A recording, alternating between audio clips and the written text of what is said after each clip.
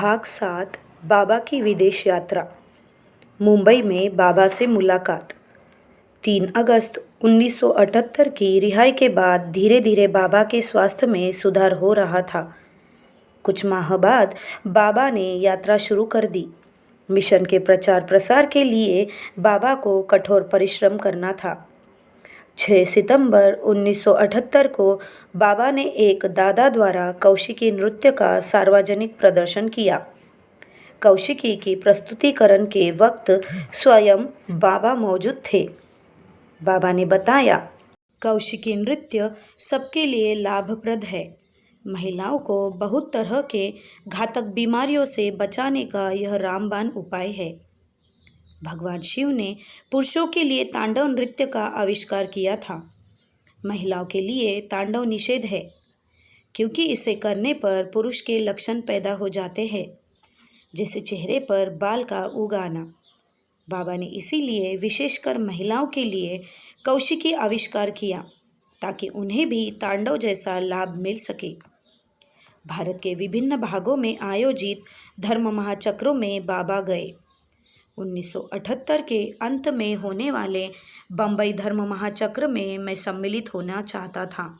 बिना किसी बाधा के मैं बम्बई पहुंचा।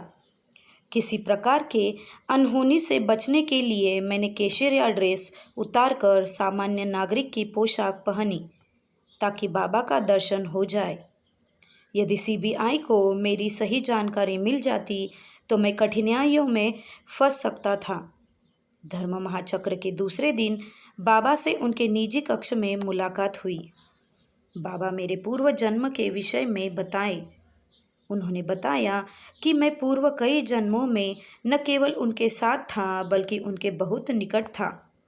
इस खुलासे से यह स्पष्ट हो गया कि विपरीत परिस्थितियों के बावजूद वह मुझे क्यों अपने पास खींच रहे थे। केवल बाबा दर्शन के लिए मैं कई बार स्वीडन प्रशिक्षण केंद्र छोड़कर आता था। मुझे स्वीडन वापस जाने की इच्छा नहीं होती थी। मैं बाबा के निकट रहना चाहता था। भारत में रहने के लिए मैं गंभीरतापूर्वक सोचने लगा। अगले दिन फील्ड वॉक में जाते समय मैं बाबा के साथ गाड़ी में बैठा था। अचानक बाबा ने ड्राइवर से गाड़ी रोकने को कहा। बाबा रुष्ट दिखाई दे रहे थे। तुम यहाँ भारत में क्यों हो? डांटते हुए मुझसे पूछा। बाबा और मैं गाड़ी से नीचे उतरे। उसके बाद बाबा ने मुझे जनरल सेक्रेटरी और विभाग के प्रधान को बुलाकर जवाब तलब किया। प्रशिक्षण केंद्र छोड़कर यहाँ यह क्या कर रहा है? और दंड दिया गया। 2 दिन तक बाबा ने जिस प्रकार प्यार किया था, उसी कारण मैं स्वीडन के कार्यभार से छुटकारा लेकर भारत में बाबा के पास रहना चाहता था। उल्टे बाबा का आदेश था, पहली उड़ान से मैं स्वीडन जाऊं।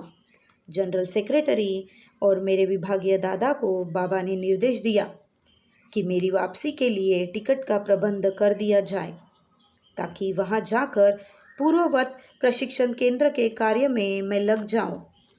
मुंबई छोड़ने के पहले तिलजला जमीन क्रय करने के लिए जितने पैसों की आवश्यकता थी, उसके 1/4 भाग की व्यवस्था मैंने कर दी थी।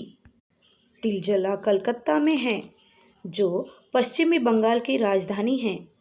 बाबा का निर्देश था कि भूमंडलीय केंद्रीय कार्यालय ग्लोबल सेंट्रल ऑफिस के लिए कलकत्ता में जमीन खरीदी जाए।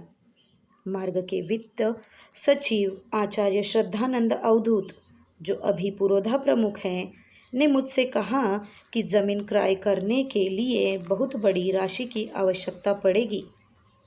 आधी राशि को जमा करने की जिम्मेदारी मुंबई के मार्गियों ने उठाई थी। 1/4 केंद्र के पास थी। शेष 1/4 का भाग मुझे सौंप दिया गया था। मैंने अपनी वापसी का टिकट रद्द कर दिया। उससे जो पैसा मिला उसे केंद्रीय कार्यालय निमित्त जमीन क्रय करने के लिए दे दिया। दूसरे दिन जमीन के लिए आवश्यक धनराशि की व्यवस्था हो गई। मैंने जनरल सेक्रेटरी दादा के लिए मुंबई से कलकत्ता जाने का टिकट खरीदा, ताकि वह वहां जाकर जमीन खरीदने के कार्य को अंजाम दे सके। इस प्रकार कलकत्ता में केंद्रीय कार्यालय शुरू किया गया। 1979 के आरंभ में मालूम हुआ कि पश्चिमी भारत में धर्म महाचक्र का आयोजन हो रहा है। वहाँ मैं फिर बाबा का दर्शन करने के लिए जाना चाहता था। बाबा से दूर रहना मेरे लिए असहनीय था। प्रशिक्षणार्थियों ने कहा कि यदि मैं भारत गया तो वीज़ा की समस्या के कारण गिरफ्तार हो सकता हूँ। उन लोगों की बात न मानकर मैं धर्म महाचक्र में भाग लेने भारत आ गया, क्योंकि बाबा का दर्शन किए काफ़ी समय गुजर गया था। जिस बात का डर था वही हुआ। भारत पहुँचते ही मुझे गिरफ्तार कर लिया गया। मेरी जगह आचार्य ध्रुवानंद अवधूत की नियुक्ति स्वीडन प्रशिक्षण केंद्र में की गई। स्वीडन सरकार के हस्तक्षेप के बाद मुझे रिहा कर यूरोप वापस भेज दिया गया। बाबा के यूरोपीय यात्रा का कार्यक्रम तैयार हो रहा था। इस प्रकार मुझे फीस्ट और स्विट्ज़रलैंड के धर्म महाचक्रों में भाग लेने का अवसर मिल गया। एक स्थान से दूसरे स्थान तक, एक युग से दूसरे युग तक अमरत्व की धारा हमेशा से प्रवाहित हो रही है। मानव संरचना के माध्यम से अमरत्व का संदेश आगे पहुंचता रहता है। इसीलिए किसी मनुष्य को अपने को हीन या छोटा नहीं समझना चाहिए, बल्कि उसे प्रयास करना चाहिए कि वह उसके लिए योग्य माध्यम बन सके। बुद्धिमान और चतुर अपनी खामियां और कमजोरियों पर कम और अपने परम लक्ष्य पर अधिक ध्यान देते हैं। बाबा।